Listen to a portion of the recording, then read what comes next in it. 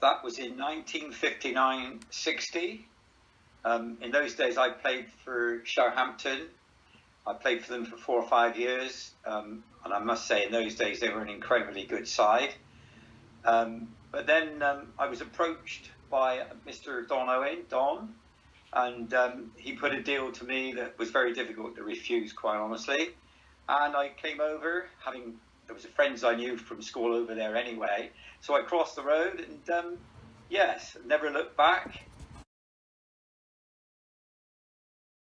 Yes, well, I'm afraid that was when I was playing for Shire. We were playing down at the Clanage against Bedminster Seconds, and I took 9 for 6. They were all bowled, and ironically, the only one who I couldn't get out was a guy called Pete Betheridge, who later came on and played for Twyford and became quite a good friend. Yes, I'm afraid I'm going to agree with Ray here. Johnny Jones was certainly that player. He had an incredible class act. And I've got to just mention something because it shows what he was. Never forget, we were playing an away match down at Exmouth and we all go down on the coach. And John, in his wisdom, decided he'd cycle down. So he cycled all the way to Exmouth. He had a fantastic innings.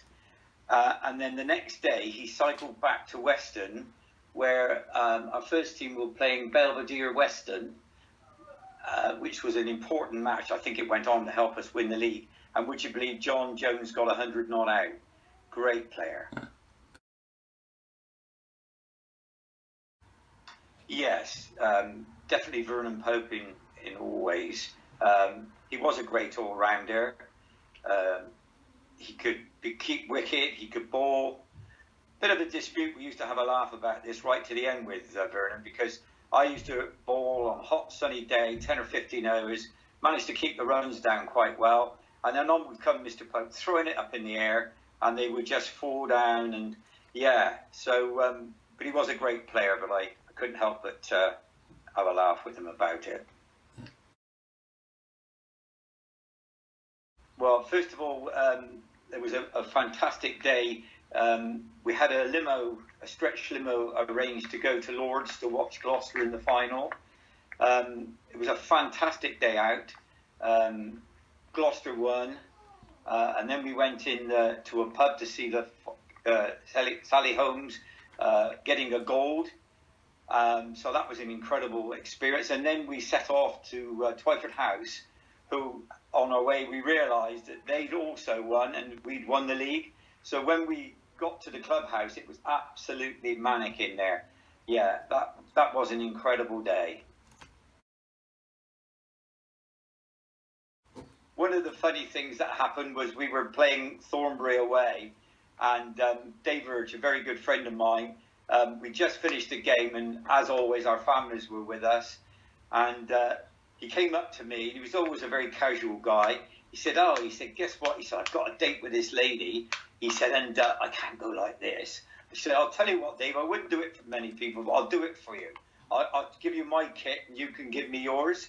So we changed clothing, and the children watching us take our clothes off and put on swapping over clothes was absolutely fantastic. And we still talk about it now. Also, we had a wonderful thing going on with the West Indies. I had a business that was related to the passenger ships who used to come in with bananas to Avonmouth, and I got to know the crew very well. And in those days, it was the days when they were incredibly good. West Indies with Sobers and all the great players they had.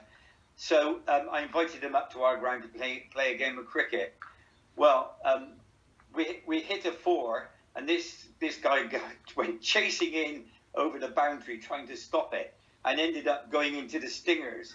And he come running out screaming, "There's snakes in there! There's snakes in there!"